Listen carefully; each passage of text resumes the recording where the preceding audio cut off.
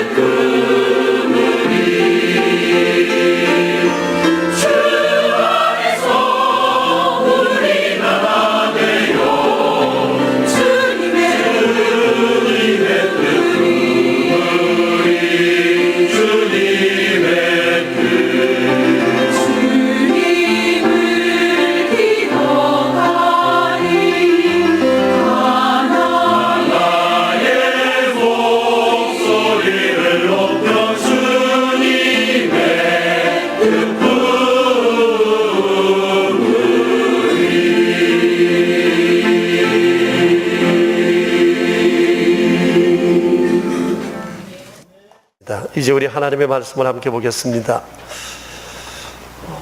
마태복음 4장 14절에서 16절 말씀입니다.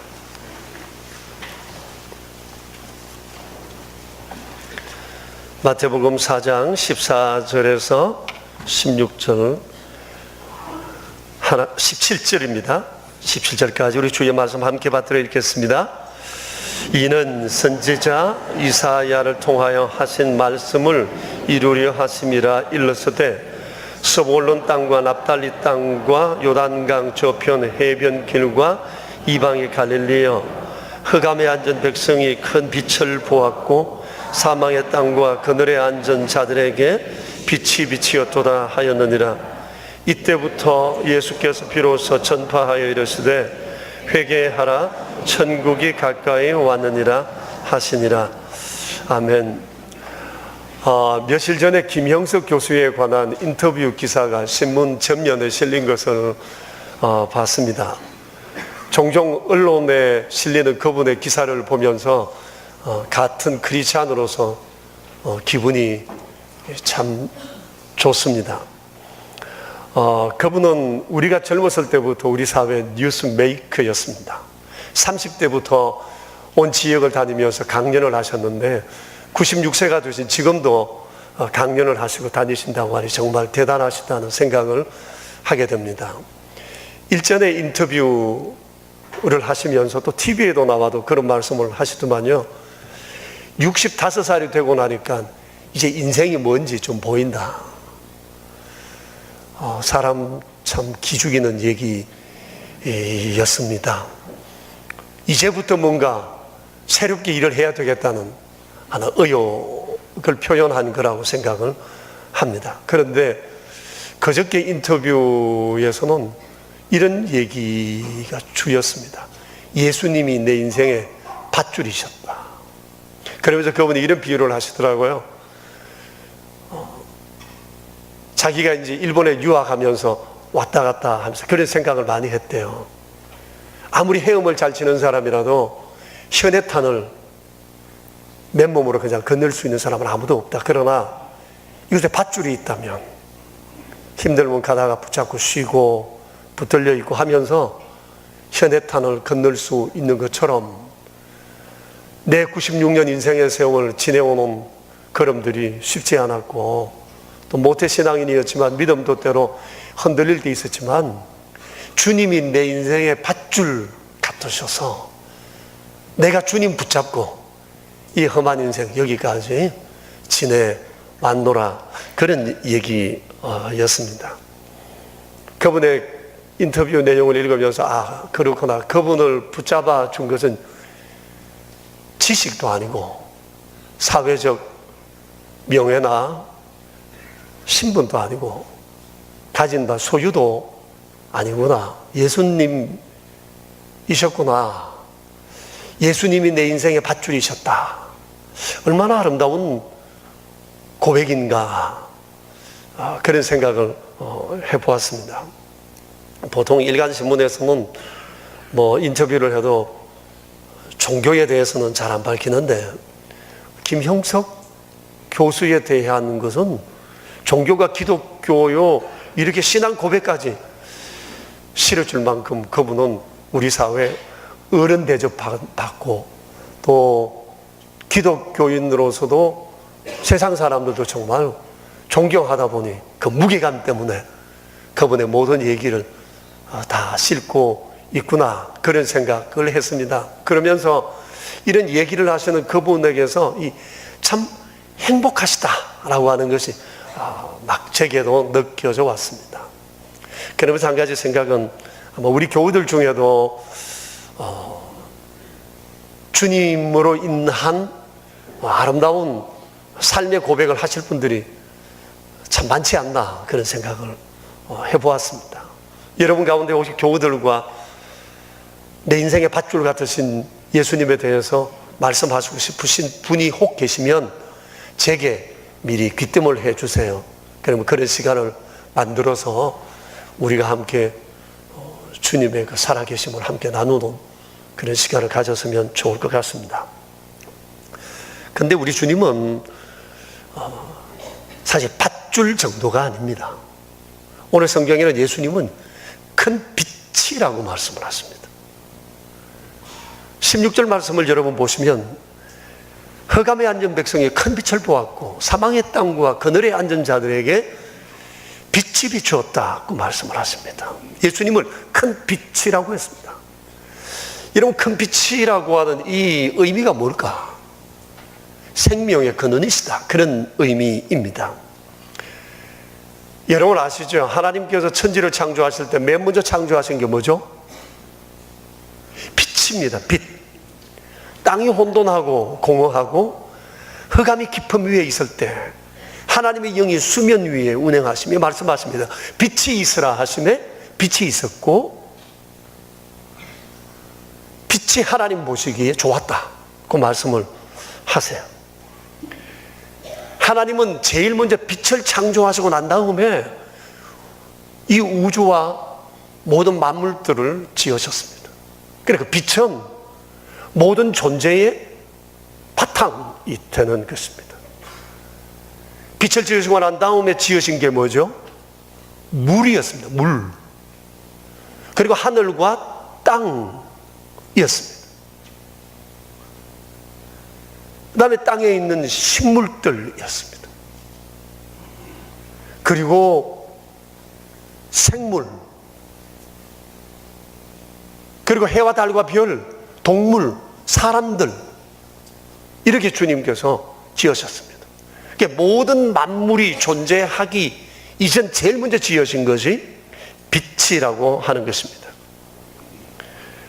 그런데 이 빛은 태양 이전의 빛이에요.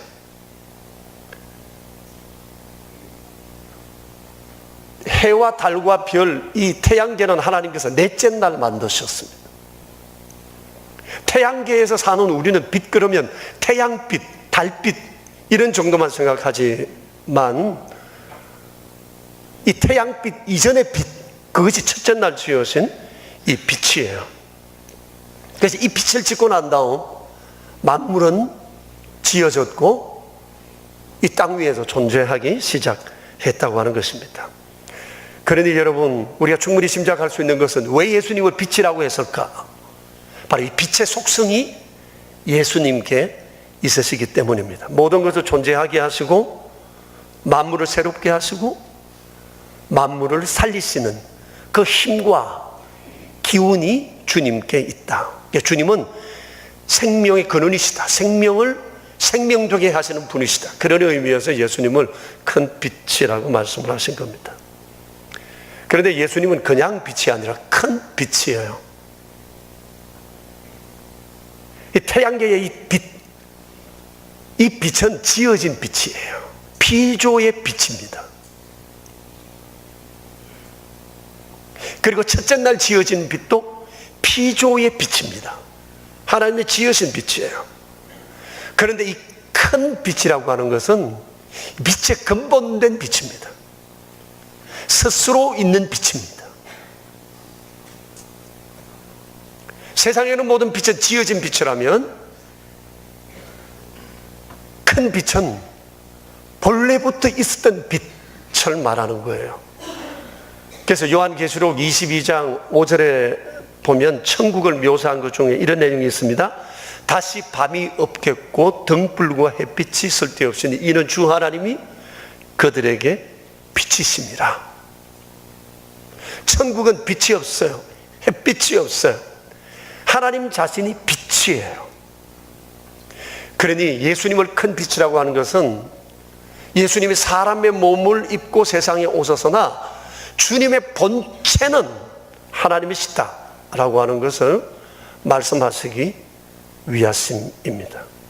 자, 그런데 이 큰 빛이신 예수님께서 세상에 오신 목적이 있으세요. 비추시기 위함이라고 말씀을 하세요. 여러분 16절을 다시 보실까요? 흑암에 앉은 백성이 큰 빛을 보았고 사망의 땅과 그늘에 빛이 어떻다고 말씀을 하셨습니다.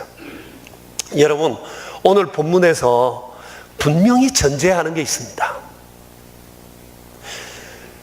주님이 없는 이 세상은 흑암, 사망, 그늘이라고 하는 것입니다.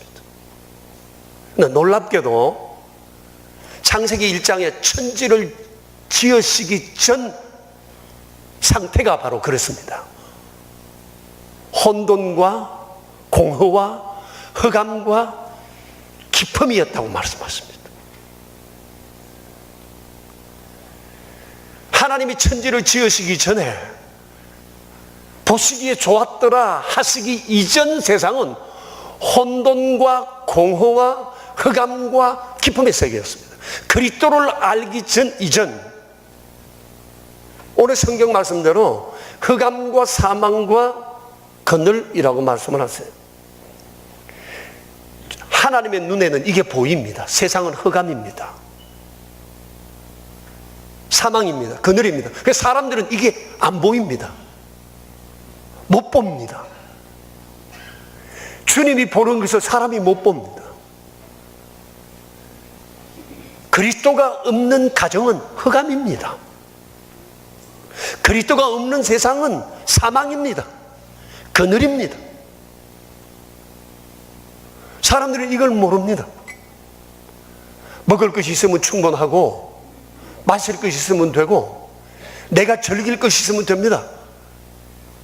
지금 엄청난 흑암이 이 세계를 들이고 있는데, 이 세상을 지금 사망이 꽉 들어차 있는데 이건 못 보고 그냥 즐겁게 띵까띵까하고 놀면 인생은 다라고 생각을 합니다. 이게 얼마나 인간의 지식이 한계인가를 우리에게 분명히 말씀해 주고 있습니다. 그러니 흑암과 사망과 그늘이라고 하는 것은 이 세상에는 희망이 없다 이 말입니다. 그리스도 없는 세상은 절망이다, 그런 의미입니다. 이런 세상에 주님께서 빛을 비추어 주시기 위해서 오셨습니다. 사람들이 무지하여 자기의 존재됨, 세상의 이 존재를 알지도 모르지만 주님은 긍휼히 여기셔서 흑암에 있는 자들을 광명의 빛으로, 사망 가운데 있는 자들을 생명으로, 그늘에 있는 자들을 인생의 양지로 끌어내기 위해서 세상에 오신 것입니다. 다시 말하면 인생과 세상을 좋게 하시기 위해서 예수님이 세상에 오셨어요. 그래서 이것을 말씀하시고 이 일을 위해서 행하셨지만 사람들이 이 마음을, 주의 마음을 알아주지를 못한다고 하는 겁니다. 여러분, 신앙적 관점에 있어서 이건 굉장히 중요한 부분입니다. 세상은 흑암이요, 사망이요, 그늘이다. 이 관점이 굉장히 중요합니다. 이건 모르면 예수님을 왜 믿는지 모릅니다. 잘 살기 위해서 믿는 줄 압니다. 그저 행복하고 소원 성취하기 위해서 믿는 줄로 압니다. 이거 모르면 그렇습니다. 이거 모르면 예수 믿다가 소원 성취하면 주님을 떠날 수도 있습니다. 이 신앙적 관점 가운데 제일 중요한 것은 주님 없는 인생은 흑암이요, 사망이요, 그늘이다는 사실을 알아야 합니다. 그런데 세상 사람들은 여기에 관심을 가지기보다도 인간 예수님이 주신 인간적 감동을 바라보고 열광합니다.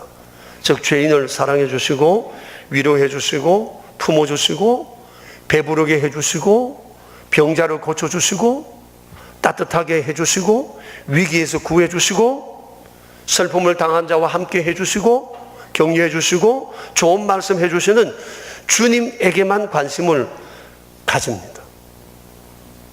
여기서 민중신학이 나왔습니다. 복음은 떡을 위해서, 인생의 근본적인 이런 삶의 문제를 행복하게 하기 위하여 종교가 있는 것이라고 생각을 합니다. 그러면서 이런 눈으로 교회를 보고 교인을 보면서 예수님을 제발 좀 닮으라고, 예수님처럼 세상에 감동을 주는 교회가 되고 사람이 되라고 얘기를 합니다. 그리고 그것을 보고 옳다 그러다를 평가합니다. 그리고 이것을 기준으로 해서 세상의 모든 종교를 비교합니다. 인기 투표합니다. 이런 일이 흔들리면 안 됩니다. 이런 신앙적 관점이 없는 교회는 여기에 몰입합니다. 이런 신앙적 관점이 없는 교인은 그런 쪽에 치우쳐 살아가게 된다고 하는 것입니다. 우리가 분명히 알아야 할 것은 기독신앙에 있어서 예수님 외의 모든 것은 비본질이라고 하는 거예요. 비본질이 본질을 대체할 수 없습니다. 거기에는 천국이 없고 구원이 없기 때문에 그렇습니다. 그래서 교회를 다니면서 예수님과 연결되지 않으면 그의 믿음은 굉장히 위태하다고 보면 좋겠습니다. 오늘날 그리스도인들 중에서 교회를 잘 나오다가 어떤 일을 만나 낙심해서 교회를 안 나오거나 개종을 하는 사람들을 우리가 종종 볼 수가 있습니다. 그런데 꼭 하는 말이 자기도 독실하게 믿었대요. 뭐가 독실한 거죠? 독실했대요. 근데 그런 분들은 대부분 교회를 나오되 비본질적인 요소에 관심을 가졌지 본질적인 주님과 연결되어진 분들은 아니다. 100% 그렇다고 보면 됩니다. 지난 주일날 저녁에 우리 권호연 전도사님께서 이런 얘기를 해주셨어요. 작년에 중학교 3학년 여자아이가 전도사님께 와서 우리 엄마를 위해서 기도해달라고 부탁을 하더랍니다. 왜 그러냐고 했더만 오빠가 있는데 오빠가 대학을 떨어지고부터 엄마가 교회를 안 나온다는 겁니다. 오빠가 대학 간다고 엄마가 열심히 기도하고 교회도 나오고 기도 모임도 오고 했는데 떨어지고 나니까 하나님이 내 기도 들어주지 않으셨다. 같이 고사마리 하다가 아들이 대학 떨어지니까 엄마가 하나님은 내 기도 안 들어주시고 날 사랑하지 않으신다. 이래가 교회를 안 나온다는 거예요. 그러니까 이 중3짜리가 엄마를 걱정합니다. 아이가 봐도 엄마 믿으면 이상하다는 거죠. 잘못되어 있다고 하는 거예요. 여러분, 이런 엄마가 어찌 그 아이 엄마뿐이겠어요? 우리가 살아가는 세상은 만만치 않습니다. 내가 원하는 것만 경험되는 세상이 아닙니다. 원치 않은 일을 우리는 살아가며 수시로 만납니다. 주님이 오실 날이 가까워지면 세상에 환난은 더 많아진다고 합니다. 본질이신 주님께 연결되어 있지 않으면 환난 날에 추풍낙엽입니다. 세상의 모든 것은 변합니다. 영원히 변치 않는 것은 우리 주님이세요. 그렇기 때문에 주님께 꼭 붙어 있어야 됩니다. 주 예수 믿는 그곳이 천국이지 세상 편하고 안락한 것이 천국이 아니에요.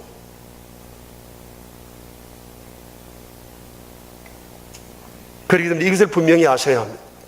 만일 예수님께서 더 나은 세상, 편안한 세상, 부자되고 소원 성취하고 절대 병들지 않는 건강한 몸, 평화로운 삶, 안락, 인생의 유토피아를 건설하기 위하심이 목적이었다면 예수님 세상에 오실 이유 없습니다. 십자가에 못 박혀 돌아가실 이유도 없습니다.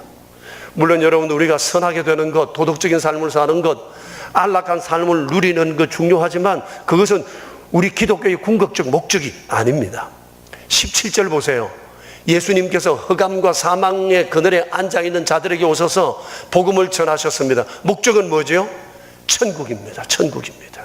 천국을 주시기 위하심이에요. 기독교의 존재 목적은 이 천국입니다. 천국. 천국을 주기 위해서입니다. 천국을 말하기 위해서입니다. 우리 교회 이름이 명선입니다. 밝을 명자, 착할 선자를 씁니다. 교회 이름 좋죠?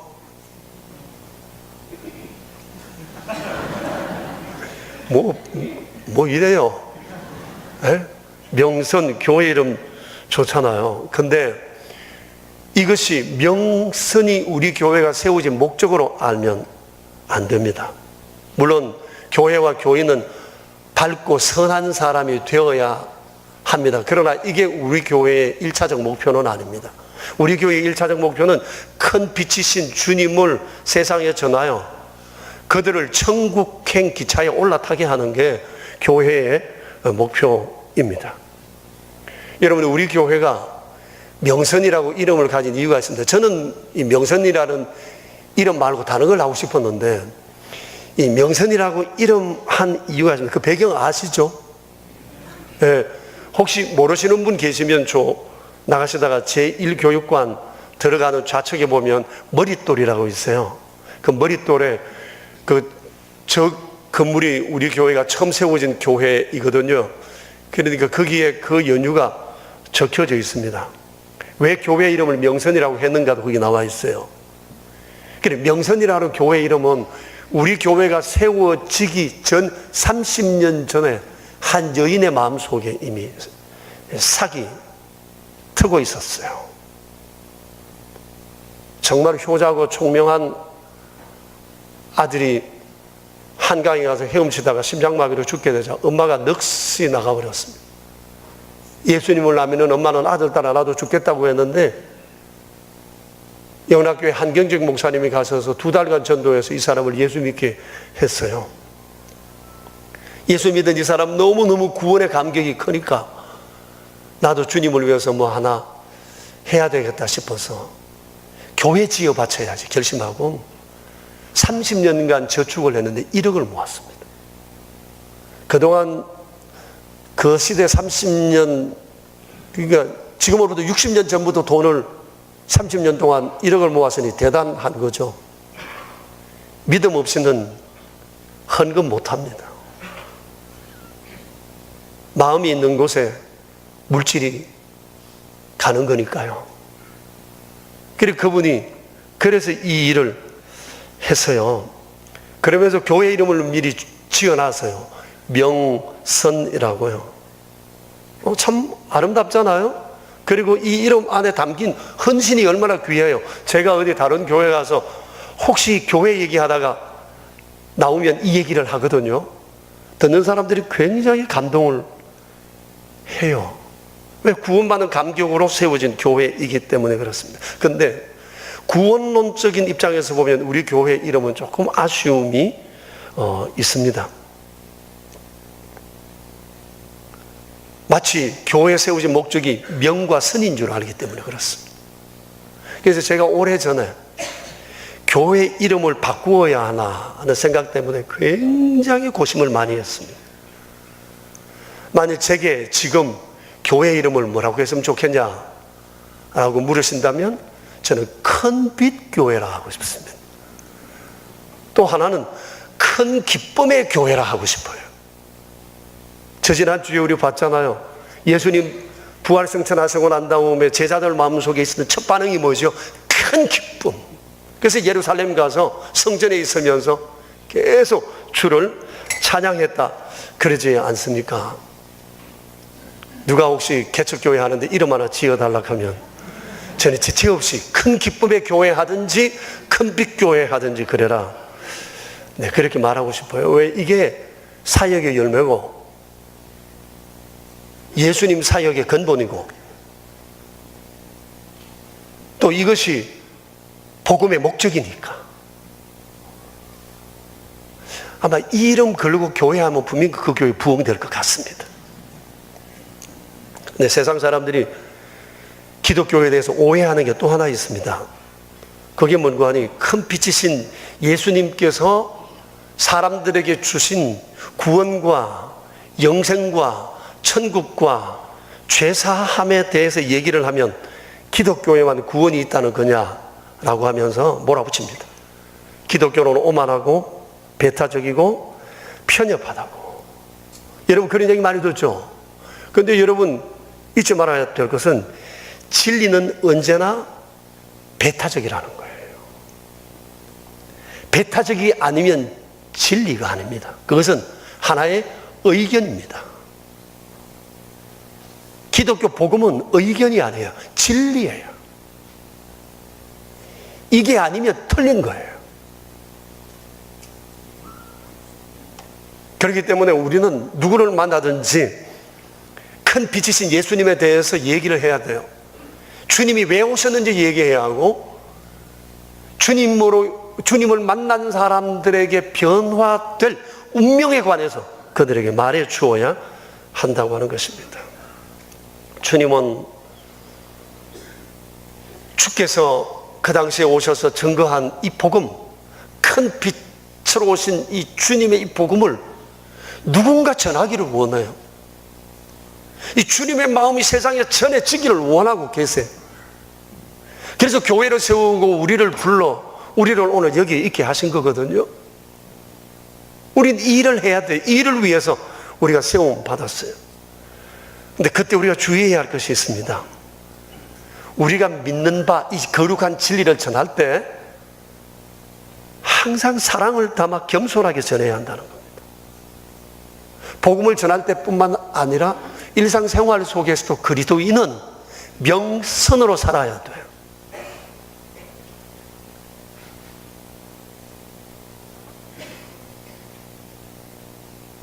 여러분 아시는 것처럼 마하트마 간디가 그런 얘기 했다고 그러잖아요. 기독교는 좋으나 예수는 좋으나 교회는 싫다. 만약 어떤 사람이 기독교인으로부터 오만한 태도, 상처를 받았다면 이 사람은 예수 믿을 가능성이 굉장히 적습니다. 그래서 철학자 니체도 그런 얘기를 했습니다. 기독교인이 조금만 더 구원받은 자답게 보인다면 나도 예수를 믿을 거다. 그런데 진리를 말하면서 우리의 삶이 오만하고 거칠고 사랑이 없으면 사람들은 우리가 말하는 진리에 질리고 맙니다. 교회 싫다, 예수 싫다, 성경도 싫다, 그런 얘기하는 겁니다. 근데 어떤 분들은 전도를 하더라도 좀 거칠게 하는 사람이 있습니다. 예수 믿으세요? 안 해요? 믿으세요? 다 지 좋아라고 하는데 바보. 뭐 이런 식으로 전도하는 사람도 있어요. 네. 싫으면 말고 이러면 안 됩니다. 우리의 행동이 거칠어서는 도저히 안 됩니다. 여러분, 예수님을 생각해 보십시오. 예수님께서 지난주에 그 사마리아 수가성 우물가에서 한 여인을 만났을 때 그 여인에게 다가갈 때 주님이 얼마나 사랑의 마음으로 다가갔습니까? 주님은 그 여인을 압니다. 남편이 6 있다는 사실을 또 압니다. 그래서 이 여자의 마음을 다치지 않으면서도 진리를 전했어요. 주님이 내게 남편이 6 있다는 얘기를 했지만 이 여자가 주님의 얘기에 상처를 안 받았어요. 믿었어요. 그래가지고 이 여인이 사마리아 수가성 복음의 기수가 되지 않았습니까? 이런 말이 있습니다. 한 사람이 그리스도인이 되기 전에 먼저 위대한 그리스도인을 만난다고요. 우리 자신을 한번 생각해 보세요. 내가 그리스도인이 되는데 내게 영향을 끼친 사람이 있을 겁니다. 가족이든지 친구든지 누구든지 그 사람 때문에 내가 그 사람 보니까 내 교회 가고 싶다, 이런 사람이 있잖아요. 아무 개를 보니까 나도 믿고 싶어. 그러고 우리가 믿었어요. 믿고 난 다음에 내 믿음이 이렇게 쑥 자란 이유가 뭐예요? 그건 역시 위대한 그리스도인 때문입니다. 그 사람만 생각하면 그 사람과 가까이 하고 싶고 함께 하고 싶고 한마디라도 얘기 더 나누고 싶고 음식 나누고 싶고 그 사람 곁에 버물고 싶다. 내가 볼 때 정말 좋은 그리스도인 그 사람 때문에 내 믿음이 자라는 것입니다. 그래서 여러분, 진리를 전하는 태도가 굉장히 중요합니다. 우리가 전하는 이 복음은 굉장히 배타적이기 때문에 배타적인 만큼 더 큰 사랑과 겸손과 긍휼히 여기는 마음으로 다가가야 합니다. 자, 이제 우리 명선교우들은 큰 빛이신 예수님을 어떻게 전해야 되느냐? 명선스럽게 전해야 됩니다. 명선스럽게 전해야 돼요. 밝고 선한 마음으로, 착한 마음으로 우리가 복음을 전하면 우리가 전하는 이 큰 빛이신 주님이 세상에 더 빛나게 되리라 확신합니다. 이제 우리 함께 기도하겠습니다. 여러분, 솔직히 말해서 내 때문에 예수 안 믿겠다는 사람이 있었다면 정말 크게 회개해야 합니다. 어쩌면 내가 예수 믿겠다는 사람들 가로움 막고 있을지도 모릅니다. 내 때문에 남편과 아내가 안 나오고 부모가 안 나오고 자녀가 안 나올 수 있어요. 내 책임이 큽니다. 무릎 꿇고 습고 대제해야 합니다. 내 이웃이 꼭 그렇다면, 그러나 내 때문에 너를 보니 나도 예수 믿고 싶다, 이런 말 나온다면 인생 제대로 산 겁니다. 한 사람이 그리스도인이 되기 전에 먼저 위대한 그리스도인을 만납니다. 그 위대한 그리스도인이 우리가 되었으면 좋겠습니다. 우리 주님 앞에 이 시간 함께 합심해서 기도하겠습니다.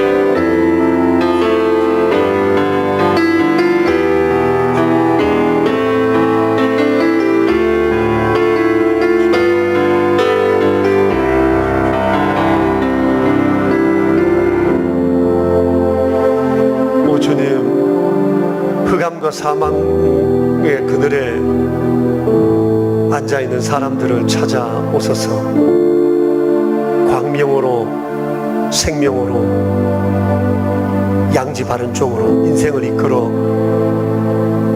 천국을 약속하시고 동행하시고 죄사함 주시고 행복하게 해주시려고 그토록 주님이 원하셨는데 사람들은 주님의 이 거룩한 마음을 음성을 듣지를 못하고 살아갑니다.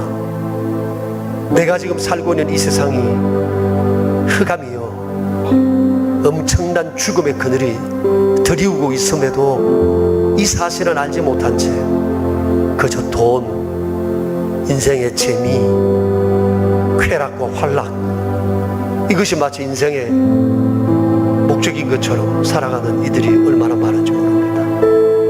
주님은 저희를 먼저 불러 이렇게 주님 알게 하시고 환난 질고 속에서도 예수님을 믿는 그 이유와 즐거움을 알게 하셔서 고맙습니다.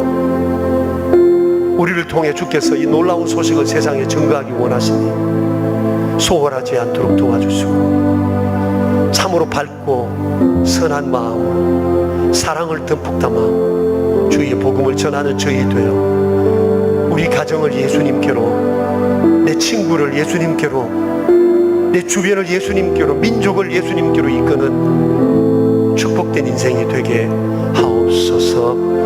주님 예수 그리스도 이름으로 기도합니다. 흑암 중에 살던 우리, 사망의 그늘에 앉아 소망 없던 저희에게 주님 다가오셔서 손 내미시고 빛 비추어 주사 천국의 삶, 영생의 삶 살 수 있게 하여 주셔서 감사합니다. 오늘 이 거룩하신 주의 은총을 기억하고 저희들이 예물을 구별하여 주께 드렸습니다. 우리의 귀한 물질을 구별하여 드리는 이 거룩한 손길들을 주여 기억해 주사 풍성한 물질로 주의 거룩한 일에 동참하는 인생이 될 수 있도록 도와주시고 물질보다 주님을 더욱 사랑함으로 이 모든 것들을 주의 아름다운 복음의 통로로 설 수 있는 거룩한 마음도 더하여 주시기 바랍니다. 11조 예물을 드린 이에게 약속하신 은혜로 삶을 지켜 보호해 주시며 감사 예물을 바친 손길들 위에 은총 베푸사 감사할 마음이 날마다 차고 넘치며 주정헌금과 오른손 헌금, 완달라 선교 헌금, 사랑의 식탁, 장학 헌금 여러 모양으로 구별하여 드린 손길들을 기억해 주셔서 평생토록 주의 선한 도구로 아름답게 사용되도록 도와주시옵소서.